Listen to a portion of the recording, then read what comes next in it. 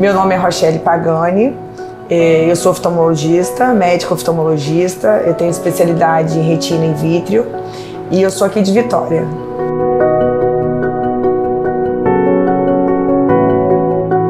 Esse convite veio através de uma colega médica, a doutora Daniela, que ela já trabalha, né, junto aos povos indígenas, através de uma empresa que ela é terceirizada, e foi uma solicitação do subsecretário, né, do CESAI, para que oftalmologistas que tivessem interesse, já tivessem experiência, pudessem participar desse tipo de ação.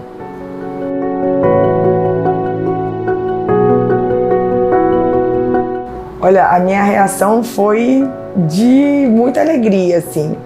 Eu me senti bastante desafiada. Eu gosto muito de desafio, isso me motiva bastante. E trabalhar em oftalmologia, em um ambiente totalmente diferente, com pessoas, né, diferentes, indígenas, eu nunca tinha trabalhado, me foi bastante assim, desafiador, foi bastante emocionante, né?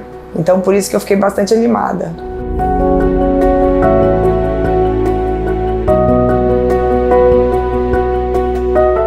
Eu não tinha imaginado receber um convite nesse momento, especificamente sobre saúde indígena, né? Cuidar de indígenas.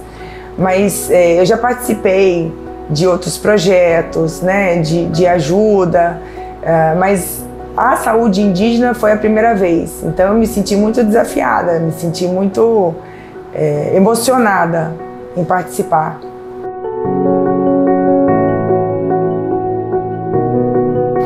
Bom, nós saímos aqui de Vitória pela manhã, bem cedinho, chegamos a Altamira e de lá nós fomos, né, para a primeira aldeia indígena. Fomos recebidos pela equipe de terra, foram 30 pessoas, né, no total, enfermeiros, foram 2 oftalmologistas, foram ginecologista, clínico geral, tudo capitaneado pelo subsecretário, né, do CESAI. E a equipe muito bem formada, muito bem estruturada, a logística. Nós fomos em caminhonetes 4x4, porque a estrada é muito ruim até lá, a estrada de chão, o terreno é bem inóspito. E então nós fomos para essa primeira aldeia, que estava em torno de 5 horas e meia de Altamira. Foi bem longe mesmo, nós chegamos à noite. E antes de tudo, nós precisamos fazer o teste do Covid, né, para entrar em terras indígenas. Recebemos orientações também de como deveríamos nos portar, né, como agir nessas terras e o planejamento da missão. Foi muito, muito, muito interessante. Todas as pessoas bastante acolhedoras, bastante amigáveis. Eu me senti assim, realmente muito bem acolhida e numa missão que teria com certeza, uma missão na verdade que teria com certeza sucesso nisso tudo.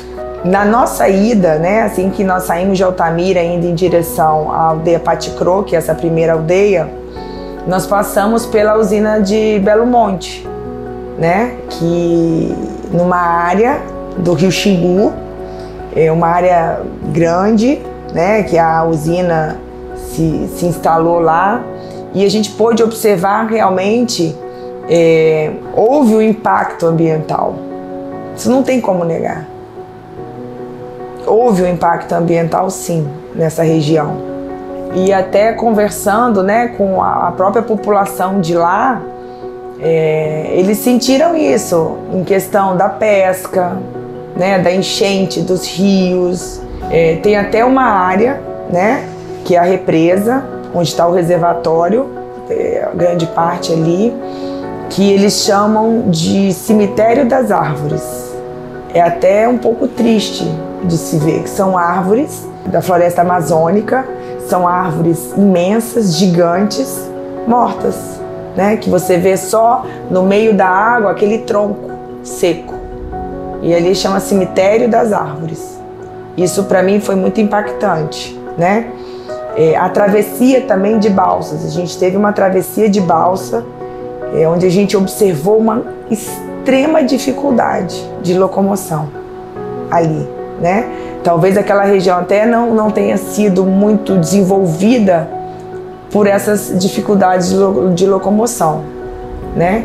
Mas eu fiquei feliz também que já está mudando isso daí, né? Está sendo feita uma ponte agora e, né, eles falaram que em 1 ano e meio vai ser terminada essa ponte, né? E aí já vai acabar com esse problema desse deslocamento, né? Às vezes você fica 2, 3 horas esperando para atravessar uma parte pequena do rio.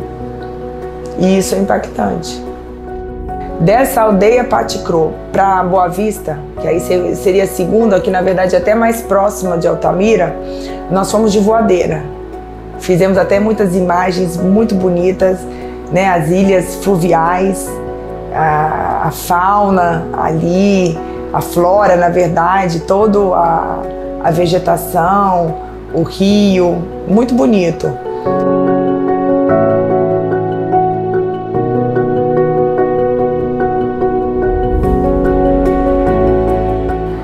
Bom, quando nós chegamos na primeira aldeia, já era noite, né? Como a equipe, né, dessas 30 pessoas que eu havia dito, tinha toda a estrutura de cozinha, foi feito um jantar, né? Nós provamos da comida típica do Pará, que é muito boa, é muito baseada em peixe lá. E nessa primeira noite foi feita a nossa primeira reunião lá. E para saber como seria essa logística, né, de atendimento, quantas pessoas seriam atendidas, de que forma foi atendido. Como eu disse, foi uma coisa muito bem estruturada, muito bem feita. E todos os profissionais que estavam lá já eram muito experientes, porque todos já trabalhavam, né, com indígenas há algum tempo. Então isso também me deixou muito confortável, muito segura, apesar do ambiente, né, ser muito diferente. A gente estava no meio da mata, no meio da floresta amazônica, na verdade, né? A gente tem que lembrar que tem bichos, tem várias coisas. Um fato até interessante, no caminho dessa primeira aldeia, né, já estava de noite e o farol do carro que a gente estava, o motorista, ele até chamou a atenção que a gente viu uma onça pintada logo de início, né, correndo assim na estrada. Foi muito rápido, não deu tempo nem de pegar o celular para poder filmar. Na verdade, eu queria realmente ver a onça pintada. E aí eu já achei que isso era um sinal de muito boa sorte da missão. Logo no início, no primeiro dia, ver uma onça pintada é uma coisa assim, bem diferente, né? E aí a gente pôde observar no trajeto, né, até no caminho dessa primeira aldeia, como é a floresta amazônica lá. Tinham áreas que já foram desmatadas, já eram que eles chamam de floresta primária, secundária, né, que já foram reflorestadas. Mas tinha área também de floresta primária. Então, as árvores, o tronco, a altura, é uma coisa muito imponente, assim. Você sai de um ambiente como o nosso, né? A gente mora numa cidade, apesar de ter, né, floresta, mato por perto, mas é muito diferente. É muito diferente, assim, o cheiro é diferente, parece que as cores são diferentes de tudo. E é muito, muito emocionante. A gente chegou assim muito animado com isso tudo. E aí depois desse jantar, né, dessa reunião que foi com toda a equipe, nós montamos nossas redes, que nós dormíamos em redes, né? São redes próprias, são redes que elas são feitas de um tecido especial que protege, são bem maleáveis, mas ela também tem uma cobertura, que é um mosquiteiro, porque a gente tem que lembrar que está numa área de floresta, então realmente tem muito mosquito. Mas tudo foi orientado, preparado, tanta roupa que a gente levou, né, o tipo de repelente, e a época que a gente foi lá agora, que estava começando o verão deles, para nós aqui é inverno, mas lá é o verão, então são dias muito quentes, né? Chegava em torno de uma sensação térmica de 40 graus ou algo parecido disso. Mas à noite a gente já experimentava uns 16 graus. Era bem frio, era bem gostoso de dormir. Para mim, a primeira e a segunda noite da rede foi foi bem desafiadora, né? A gente é acostumado a dormir em cama, ar-condicionado, e aí a partir da terceira noite foi excelente. Porque assim, a rede na verdade ela acolhe o corpo, os pés ficam para cima, a gente descansa os pés, né? Desincha, porque fica o dia inteiro de pé, trabalhando. Então é isso. E hoje me vem muito, quando eu fecho os olhos, de ouvir o barulho da mata, que é diferente quando a gente dorme, porque tem barulho de bichos, de pássaros, de tudo. Como eu disse, no início é muito difícil, né, a gente dormir com isso, mas depois para mim virou até uma música assim para acalentar, e o cheiro. E o cheiro que é muito diferente, é muito gostoso, sim.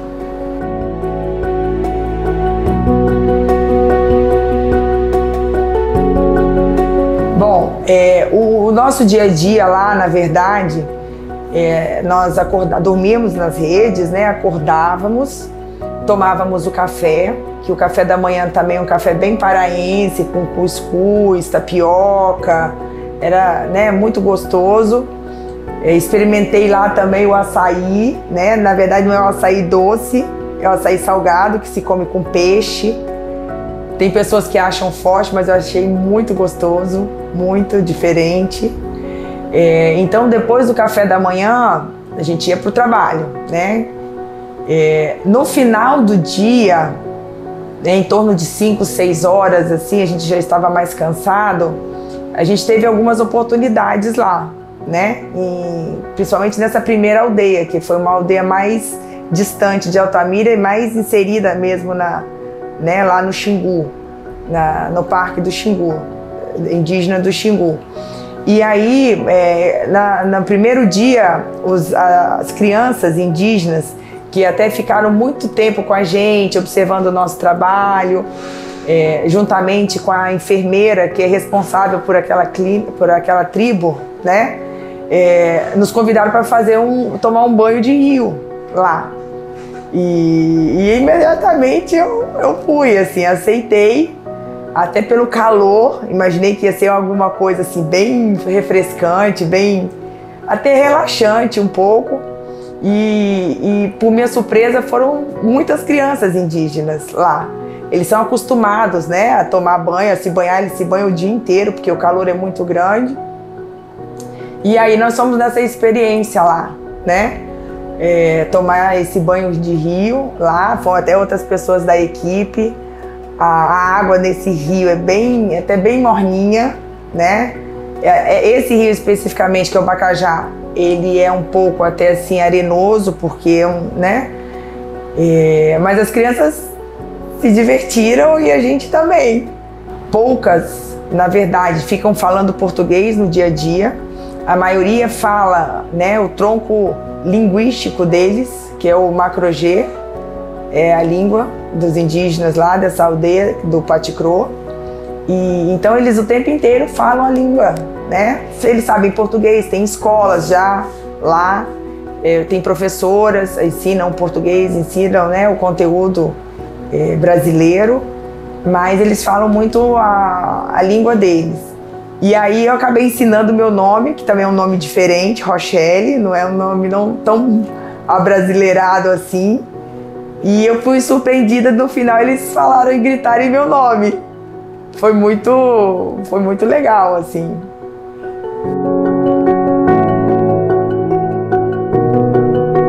Quando nós fomos convidadas, né, juntamente com a doutora Elke Passos, que foi a outra oftalmologista, que foi comigo nessa missão para fazer esse atendimento, nós sabíamos que ia ser um atendimento de oftalmologia básica, né? Um exame oftalmológico básico.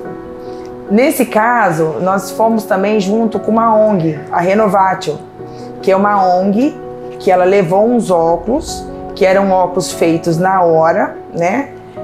Para poder atender a população que necessitasse. Então, na verdade, quando nós fizemos o atendimento, nós tínhamos disponíveis equipamentos portáteis, né? Levamos tinha lá um autorrefrator, que é um aparelho que mede o grau, né, das pessoas. Tinha uma equipe de suporte até da Renovatio, que são pessoas bastante competentes e bastante experientes até nessas missões indígenas.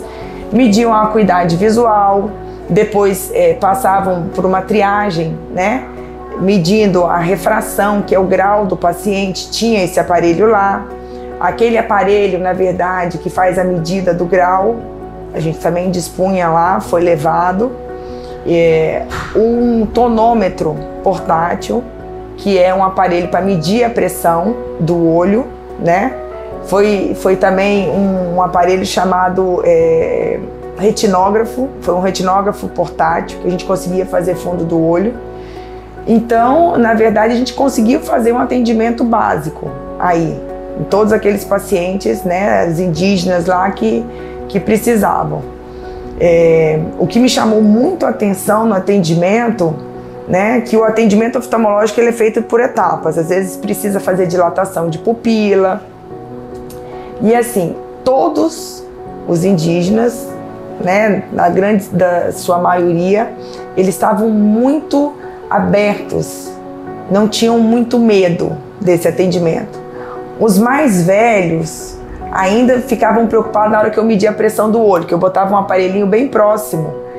Muitos achavam que ia furar o olho, né? Mas a gente também tinha ajuda de um intérprete deles, que são os indígenas mais jovens, que falam português, né, bem fluente, que acabavam orientando esses pacientes, né, esses idosos, esses indígenas idosos para fazer esse atendimento. E aí foi muito desafiador também.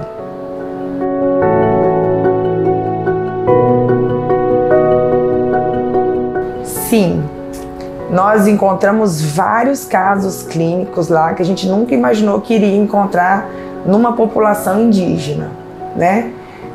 Vimos alterações na retina, vimos alterações na córnea, né, na conjuntiva, e até alguns casos bem específicos que eu posso até citar aqui. Por exemplo, em uma tribo especificamente, as indígenas, elas tiram os cílios e as sobrancelhas. Elas acham que isso é bonito para elas, né? Então elas tiram com pinça os cílios e os supercílios. Pra gente é até chocante isso, né? Na verdade a gente gosta até de mais volume, tudo lá é retirado porque elas acham que é bonito. Só que a gente, na verdade, observou que nelas tinha um alto índice de conjuntivite, uma inflamação dessa parte, nessa membrana, né? Nessa parte branca do olho, por causa da exposição, né? Uma exposição solar, uma exposição a vento, a poeira. Então elas tinham isso mais frequentemente. Nós conseguimos levar né, uma doação de em torno de 600 colírios. Daqui nós levamos para lá. A gente sabia que não ia ser possível, né? Farmácia, comprar, então nós levamos. E aí isso foi muito bom, que ajudou. Então a gente orientou, na verdade, sobre essa prática delas, que eu acredito que não vai mudar, porque isso é uma coisa mais que secular, né? Uma maneira delas se adornarem, elas acham isso, e com isso causando esse tipo de exposição. As índias também, principalmente, elas pintam o corpo, né? Eu tive até a oportunidade de um dia fazer uma pintura indígena, não é tatuagem, na verdade se chama pintura indígena. A minha pintura indígena foi do casco do jabuti, e a tinta ela é feita de carvão com genipapo, né? Ela dura em torno assim, de 15 dias, e na verdade tem todo um ritual ali deles, né? De adorno, de enfeite, mas é de proteção, até um lado espiritual também, pelo que eu entendi, né? Eu não sei se eu estava muito emocionada, se eu estava muito feliz com aquilo tudo, mas parece que aquela pintura, de uma certa forma, me ligou muito mais àqueles indígenas, assim, né? E foi muito bacana isso. A tinta que elas utilizam também, elas pintam a palma da mão. Elas acham, né, também uma forma de adorno. A gente tem a palma da mão branca, né, clara. Elas gostam de ter a palma da mão preta, escura, fica preta o tempo inteiro. Só que a gente acaba levando aquilo pro rosto, né? Volta e meia a gente pode levar a mão no rosto. Então, o coçar com aquela tinta, né, os olhos, a gente observou que isso tudo levava a uma conjuntivite crônica, uma exposição. E elas reclamavam muito. E foi orientado o uso de colírios para esses casos.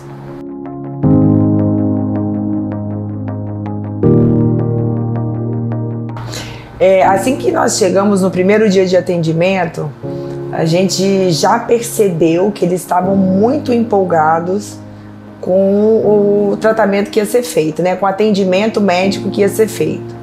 Nós fomos em 2 oftalmologistas, foi uma ginecologista, um clínico geral e 2 dentistas, né?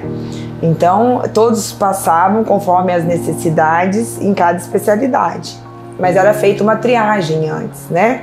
Por toda a equipe de enfermeiros, tinha um enfermeiro responsável por causa da tribo, por causa da aldeia, e o enfermeiro, né, do CESAR e do DICEI, que organizava isso tudo. Funcionou muito bem.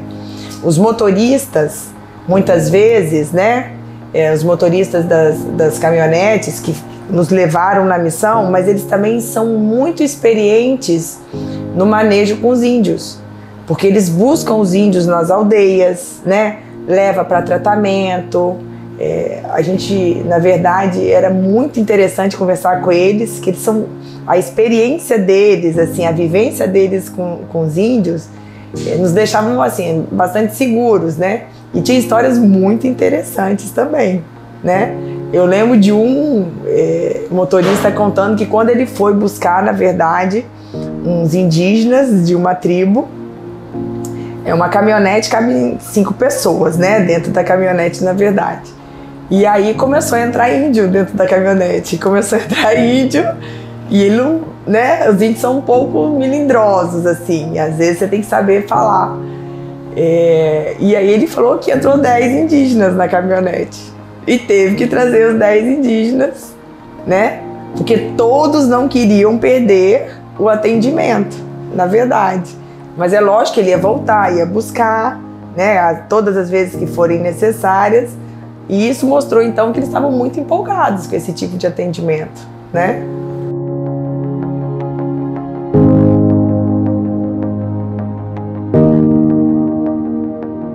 O atendimento, né, basicamente, na maioria das vezes a gente precisava de um intérprete. Nós fizemos em 3, durante a missão, nós fizemos em 3 aldeias, né? Que atingiu, na verdade, várias tribos ao redor. A primeira aldeia, essa, né, que eu citei, que foi a mais longe, que tinha os índios que eram, na verdade, pouco contato, na verdade. Os mais velhos não falavam muito português, né? Então, os mais novos, tinham 3 indígenas mais novos, eles tinham em torno de 16, 17 anos, eles eram os intérpretes durante o atendimento, né? Um fato curioso é que as mulheres indígenas, quando eram atendidas, elas se sentiam até bem envergonhadas, né? Algumas falavam português, mas com a gente acabava não falando. Falavam a língua delas, né? E precisava do intérprete. Muitas delas precisavam de um marido presente. Ainda é uma sociedade que né, dessa forma. Durante todo o nosso atendimento, as crianças ficavam muito próximo, querendo ver como que era esse atendimento. E um fato que eu observei é que o indígena em si, ele é muito inteligente, ele é muito esperto, né? Lembrando que aquele exame de óculos que a gente faz, que põe o grau e pergunta qual lente é melhor, qual não está. Às vezes tem pessoas que têm muita dificuldade de entendimento, né? A gente gasta muito tempo fazendo esse tipo de exame nas pessoas idosas, então às vezes a gente tem que ter um tempo maior para o entendimento, mas o indígena não. ele é muito rápido, ele sabe o que quer, né? E ver ele saindo muitas vezes, assim, crianças que já têm, né, um certo grau de miopia, com dificuldade na escola, ou então um adulto mesmo que nunca usou um óculos, que precisava usar óculos e grau, e de repente ali em poucos minutos, né, porque o óculos era feito rapidamente, enxergando, foi fantástico, assim, foi emocionante, né? Inclusive teve indígenas lá que a gente via que estavam até emocionados. Um fato engraçado que a gente observou foi a paquera dos indígenas, adolescentes e adultos jovens. Depois do jantar, em torno de umas 6 horas, assim, 7 horas da noite, a gente se reunia para conversar, né? E nessa aldeia, na Paticro, que tem esses indígenas, nós vimos uma movimentação de adolescentes, né? De jovens, de indígenas jovens. E aí as índias, né? As indígenas jovens, elas se arrumavam todas, davam um braço umas às outras e ficavam passando em círculos, assim. E os rapazes, né, os indígenas olhando elas. E de repente um indígena parava, puxava, começava a conversar até na língua deles. Esse é um fato interessante, eles sabem português, mas eles falavam muito na língua deles, né? E a forma de paquera que era. Teve até um certo momento que veio uma mãe indígena até com uma varinha na mão, atrás de alguma filha indígena lá, assim. Então foi uma experiência assim, muito, muito pura, mas muito divertida que a gente observou lá. Um fato curioso para mim, quando, né, entendi como era o funcionamento lá, como eram as atividades lá, é que eu observei que eles têm celular, né? E são celulares até assim muito bons. Vi iPhone 13, vi Samsung Note S. Isso me surpreendeu bastante, né? Nessa aldeia, né, na maioria das aldeias, eles têm gerador, né? O gerador que funciona com motor diesel ou gasolina. E à noite, normalmente de 19 até 21 horas, esse gerador funciona, onde eles têm a energia elétrica lá, né? E aí eles também possuem internet, que é uma internet via satélite, e aonde eles se conectam, né? Os mais jovens, claro, principalmente. Mas eles estão abertos já a esse mundo virtual nosso, né? Até redes sociais, WhatsApp, TikTok. Isso para mim foi surpreendente, assim, esse tipo de experiência que eles já têm, né? Na verdade, os indígenas, eles são muito bem cuidados e muito bem acolhidos, né? Desde os governos passados, na verdade, em que eles tiveram um apoio, né? Uma bolsa, uma ajuda financeira indígena que eles, né, têm. E atualmente, além da atenção primária da saúde, que acontecia anteriormente, agora a partir de 2018, eles se preocuparam, né, através do SESAI, que é a Secretaria Especial de Saúde Indígena, que está ligada ao Ministério da Saúde, se preocupou muito no atendimento, a atenção secundária, que são as especialidades. No caso, nós, oftalmologistas, fomos a primeira vez que fomos a essas tribos, né? A ginecologia, já teve atendimento de cirurgiões. Então, o cuidado ao indígena, ele está acontecendo sim, né? Isso também foi um ponto muito diferente do que eu pensava, né? Do que eu já tinha visto em mídias e em outras situações. Lógico que aqueles indígenas de, né, terras bem longínquas, realmente é difícil o acesso, mas não são deixados de ser atendidos. Inclusive, existe uma logística aérea de remoção de um indígena que tem alguma necessidade urgente. Já existe esse tipo, né, de procedimento, de logística. Então, eu fiquei muito contente com isso, né, de entender que eles são muito bem cuidados, sim. Tem as dificuldades, a gente sabe disso, né, tem muita coisa a melhorar ainda, mas o que eu vi foi um empenho muito grande, né, tanto do secretário, do subsecretário e até de todos os funcionários lá. O carinho que eles têm pelo indígena, né? Isso me chocou bastante, assim, me impactou bastante.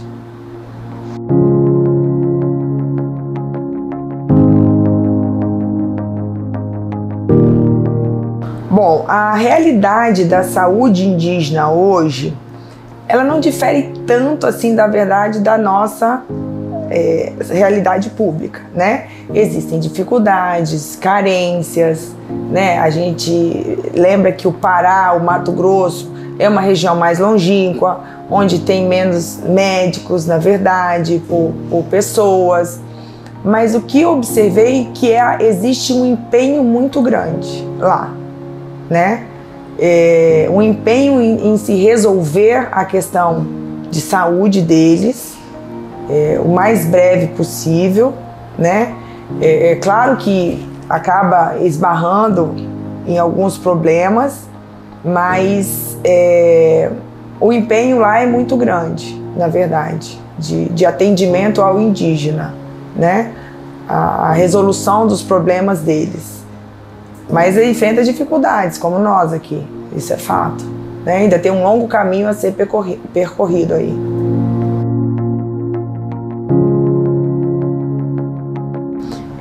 Um caso muito interessante que nós atendemos lá foi do cacique de uma tribo, né?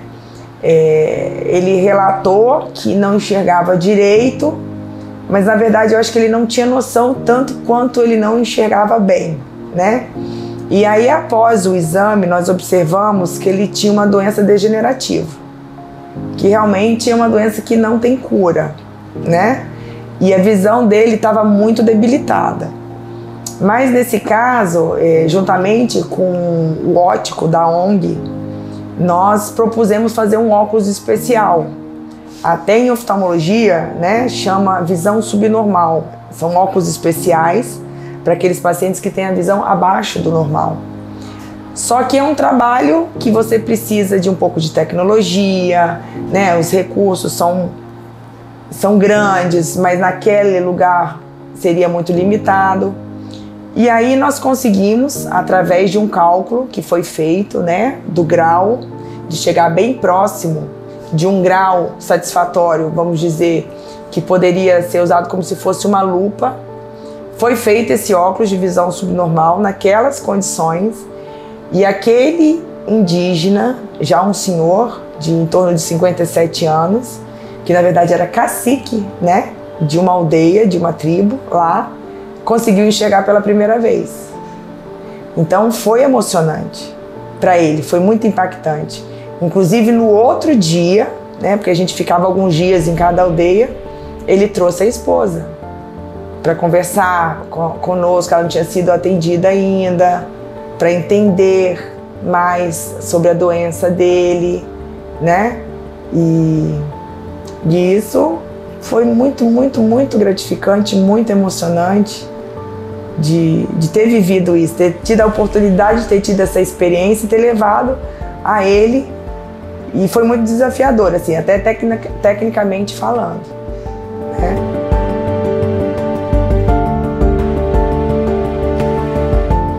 As condições nós sabíamos que iam ser difíceis, né? Inclusive a rede foi nós mesmos que levamos, o tipo de roupa, o tipo de calçado, né? As condições de tomar um banho, de fazer a sua higiene, de escovar o dente. Isso a gente tinha já preparado um pouco para esse tipo de situação, mas a realidade ela é bem diferente, né? Como eu disse, nos 2 primeiros dias é muito impactante, até há uma dificuldade da gente dormir à noite, de relaxar, mas depois que vai passando os dias, né, você vai se envolvendo com aquele ambiente, vai se envolvendo com aquelas pessoas, para mim, como pessoa, Rochelle, eu senti que eu consegui me conectar com aquilo, né? Na verdade, foram 10 dias. Do meio em diante para o final já não me fazia tanta agonia, assim, tanta diferença, na verdade, né? A falta dos recursos fáceis que a gente tem aqui, de todos. E eu me senti, de uma certa forma, até bem. Assim, não foi uma coisa que me incomodou muito, né? O fato pior para mim de tudo é o calor. Que a gente trabalha sobre um calor muito alto, né? Mas acaba depois você se distraindo, porque você está tão envolvido naquela situação que não fica nem tão ruim assim, né? E o que foi também muito gostoso, que as indígenas, né? Algumas mulheres e algumas crianças também pegavam frutas pra gente e levava durante o atendimento. Então a gente comeu cacau, comeu jambo, né? Lá. Então foi muito gostoso.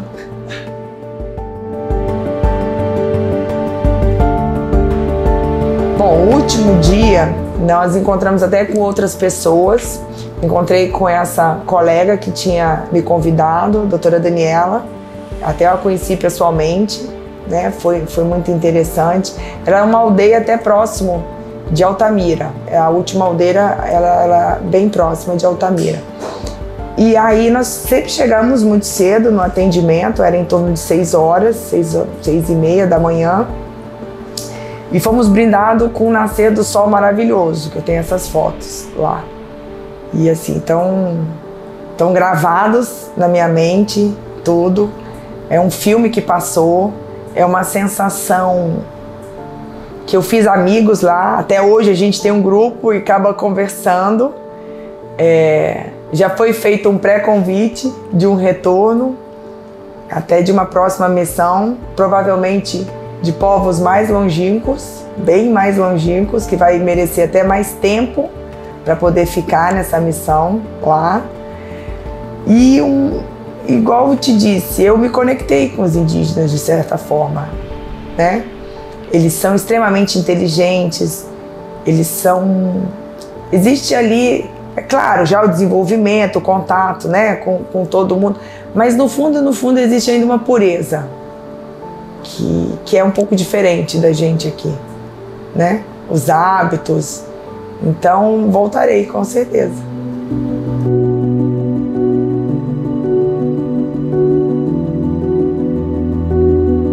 Quando você vai numa missão como essa, você acha que você vai ajudar, que você vai agregar. Realmente sim, você vai levar a sua parte técnica, né, o seu conhecimento, mas eu acho que eu ganhei muito mais como pessoa nisso. O ganho foi maior, talvez, para mim. O que a gente vê, né, saindo desse ambiente de certas facilidades, que o indígena, ele é um povo, que ele é daquela região, que ele é daquela terra, apesar, né, de toda a civilidade que eles já estão participando de tudo, eles têm uma conexão com a natureza muito diferente, né? Eles têm iPhone, eles têm carro, né? Digo isso dos indígenas mais distantes, mas eles se conectam muito ainda à natureza. Então, hoje eu olho diferente o amanhecer, o anoitecer, né? De ir numa área que tem mais terra, eu me sinto mais confortável, assim, me sinto mais relaxada nesses ambientes. E eu encontrei pessoas, claro que a gente tem em qualquer lugar isso, né? Aqui eu tenho pessoas maravilhosas que trabalham comigo, que convivem comigo, mas eu encontrei lá uma equipe que forma uma família, que eles, né, eles trabalham, aquilo é a função delas, mas elas têm um propósito. Todas ali têm um propósito, sabe? Apesar de tudo, são apaixonados, né, que eles fazem, com todas as dificuldades, com tudo. Então, na verdade, Eu conheci pessoas lá, né, que trabalham, é a atividade delas, elas fazem o trabalho delas, mas elas têm um propósito lá muito grande, elas são apaixonadas pelo que elas fazem. Isso eu senti muito claro, né? Claro, existem várias adversidades, dificuldades, várias situações, mas a essência de todos eles ali, o intuito deles ali é ajudar aquela população indígena, né? Vejo fazendo coisas maiores do que precisam, na verdade, mas porque eles são apaixonados por essa tribo, por esse povo. Eu trouxe aqui algumas lembranças de lá, do artesanato das Índias, né? Que elas fazem várias coisas, pulseiras, brincos, bolsas, e até vendem, né? São coisas muito bonitas, muito específicas que eu acabei trazendo de lá. Queria mostrar também as blusas que eu utilizei lá na missão, né? Que mostra aqui com o símbolo, o CESAI, Saúde Indígena, lembrando que é a Secretaria de Saúde Especial Indígena, né? Lembrando do Ministério da Saúde, do SUS. E essa outra aqui, isso fazia parte lá, juntamente com, na verdade, roupas especiais, né? Que a gente teve que usar, lembrando que era um ambiente inóspito, que tinha mosquito. Então essa era a roupa que a gente utilizou lá.